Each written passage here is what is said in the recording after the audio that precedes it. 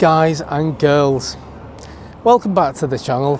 Today is a little bit different. So what I've decided to do is to go into In2moto. I'm going to take the cheapest bike out basically, and yeah, I don't even know what it is yet. So I'm going to go in, I'm going to find the cheapest, then we're going to bring it outside and have a look at it.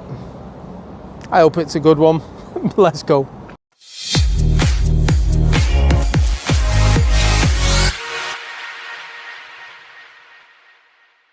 Now, I'm laughing, but I shouldn't be, because this is exactly what I wanted. This is the Simonic 125, and it is currently the cheapest bike that In2moto are selling at £1,199. You can get yourself a 125cc scooter, complete with top box. Now, I've just googled the specs, so bear with me. I'm going to throw some at you, but we'll have a look around the usual way, and I'll throw out everything I've learnt on this bike so far. It's very cheap though. It's on a 65 plate, so that makes it about 10 years old. So that explains the price tag being so low. But panel wise, yeah, it's got the odd little mark here and there. I would never describe it as being pristine, but for a 10-year-old bike, it's not actually that bad, you know. I actually like the bars on this. It's very unscooter like. It's more like a motorbike, the way it's got the bars. It hasn't got loads of plastic coverings on there.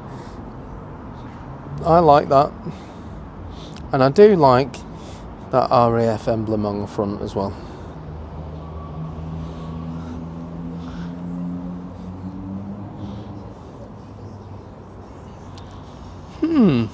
So that's all the way around for you, but there's certain things that this scooter has that I like. Firstly, it's got a nice big step through. It's so much easier getting on your bike like that as opposed to throwing your leg over. So if you are somebody who, for whatever reason, isn't as flexible as you used to be, these are easy to get on.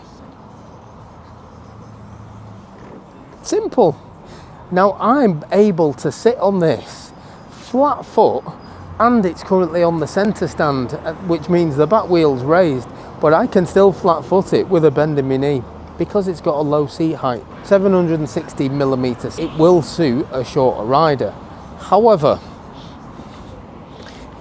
because it's a scooter and because it's got the bench seat, if you're taller, it'll suit you as well, because you can scoot back a little bit in the seat. It'll suit people of all heights is what I'm getting at.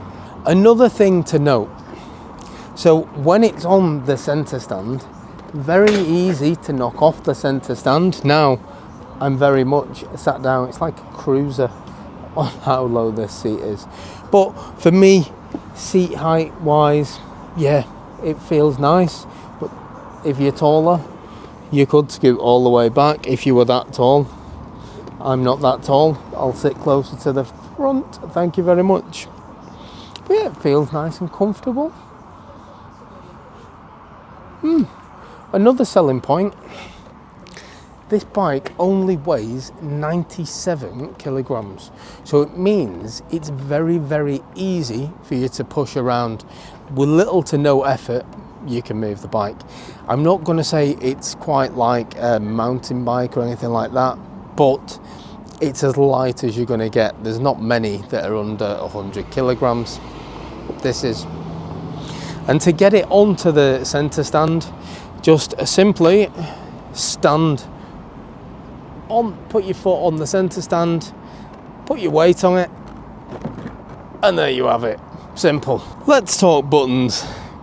Now this is a 10-year-old bike, so it's going to be basic, but you've still got everything that you need with your horn, indicators, high and low beam. Right hand side, again, everything you need. You've got a start button.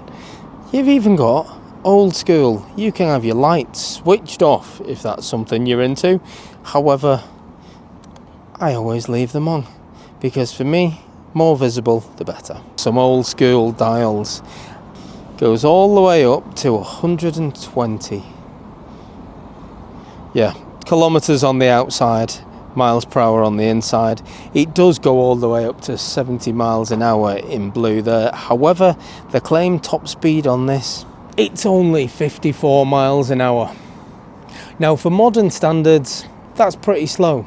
However, for a 10-year-old bike of this type, that really you're only going to be using it around town, that's the kind of bike that it is, 54 mile an hour is plenty. Now let me give you some engine specifications. This 125cc bike is air cooled. This is where the specs go downhill.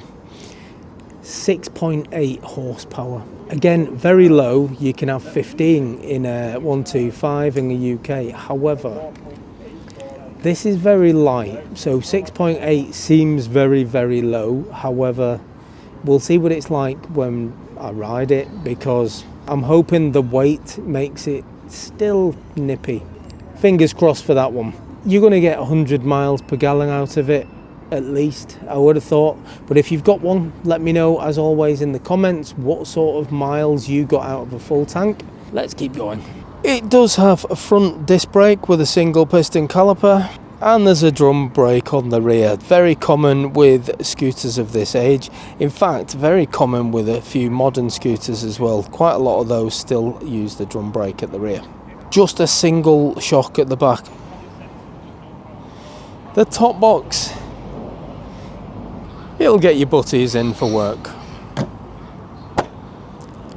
It'll get my butties in for work. I'm on a diet. Yeah, I like the colour of it as well.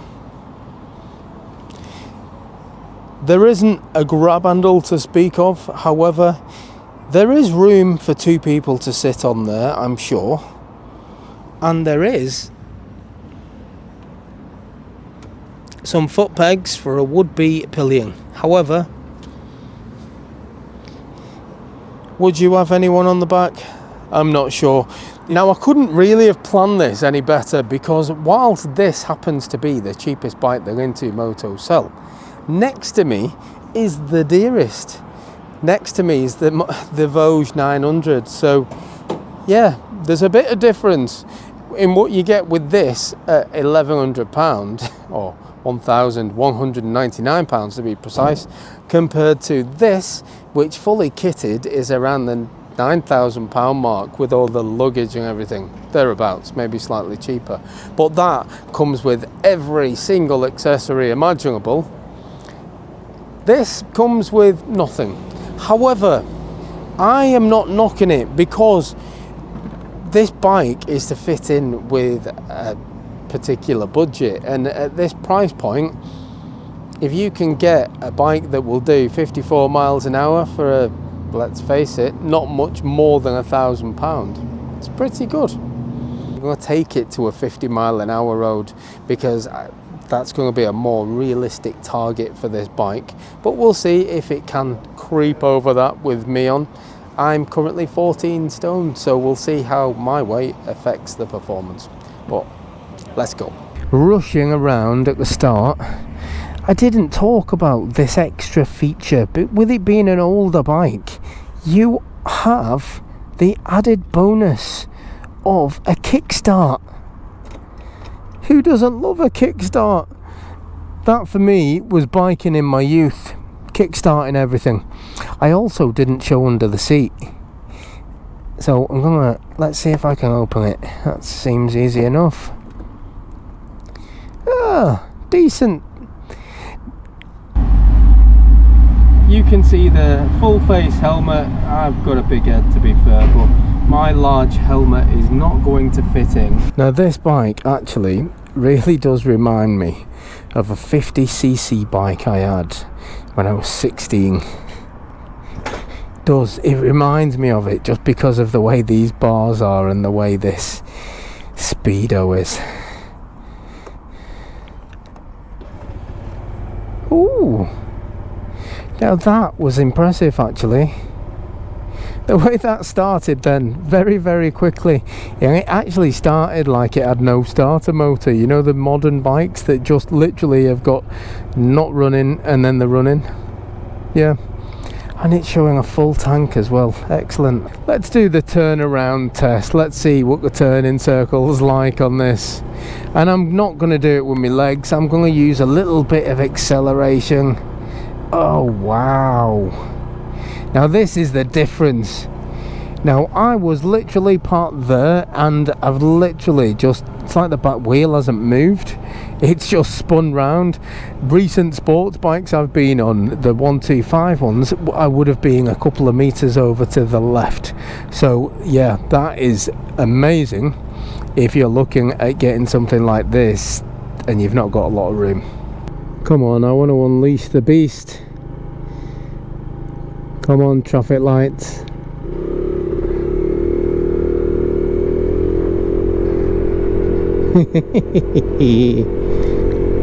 Now this is the thing for me. This is where this bike is gonna live. This is where it's gonna spend most of its life, and it's gonna be on roads like this where you can do 30 miles an hour and it gets up to 30 miles an hour quick enough. It's not rapid, it's certainly not as quick as the modern day scooters are, but it hasn't got a modern day scooter price either at £1,199. It is just the classic very, very cheap bit of transport to get you to and from work, to and from college, wherever you're going. I can't see this getting close to the 54 miles an hour that it promises. I might be wrong. I've been wrong before and I'm okay to admit it. The brakes are very good actually. They feel nice and sharp, both front and back. You're going to stop very, very quickly. This has got ridiculously low miles as well. I've only just noticed that. So it's got 1,860 kilometers showing on the clock. We've got a 40 mile an hour road and I am doing 40 miles an hour. Given a long enough runway, I can actually see this getting to 50 miles an hour. Maybe at a push. Yes, it's not the fastest bike in the world, but I knew it was never going to be the fastest bike in the world, and that's not what today's test is about.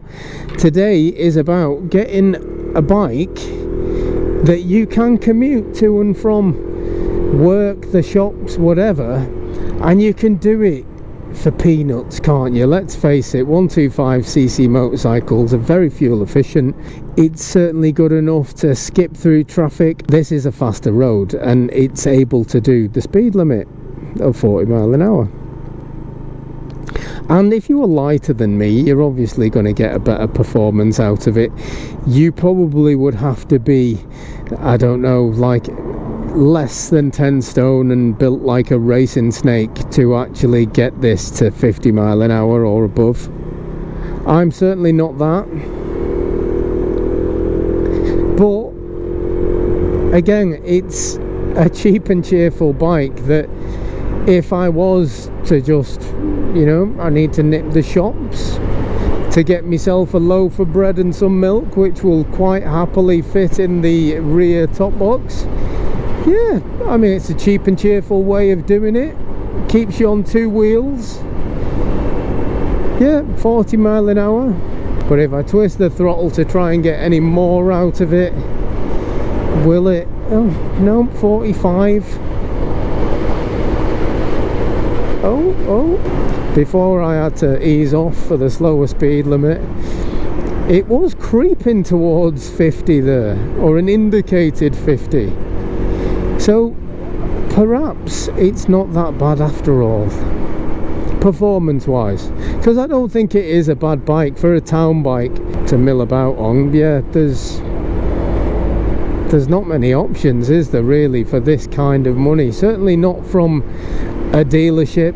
I think for what this is, and let's just be unbelievably clear on this, this is not the best motorcycle I've ever been on. This is just the cheapest bike that is currently available in In2moto, and it will do 50 mile an hour. If you're lighter, I'm sure it'll do it easier, but it's not about performance for something like this. This is about a cheap mode of transport for somebody who just wants to bike to get them to and from work that isn't particularly far away, and yet you can get there. It's going to be long term much more efficient compared to public transport, which we all know is absolutely garbage, because you just can't rely on it. Trains get cancelled, buses run late and they just don't turn up, and they're expensive. You've got to pay a lot of money now for those things, whereas running one of these for the week will be a lot cheaper than getting the bus for a week. I've got no doubt about that whatsoever. So it does have a lot of positives. It has a few negatives as well, in that it's a 10-year-old bike, so it's not the newest bike on the block.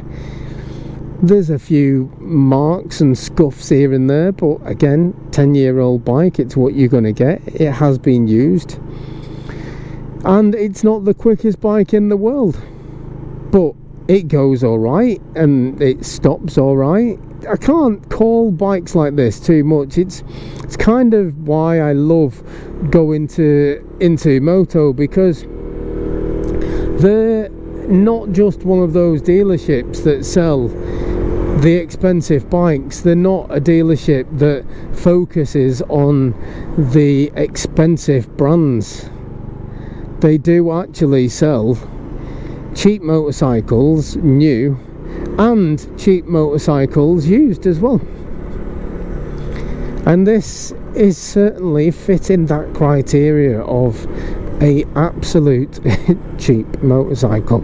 And that's what I wanted today, something completely different, but I just wanted to show you things on one side of the spectrum, because this is at the bottom of the spectrum, and it's a nice little commuter bike. That's what I'm going to call it, because that's how I see it, and I'm sure there'll be a big following for these types of bikes out there, and I can see why, because there's a certain charm to it.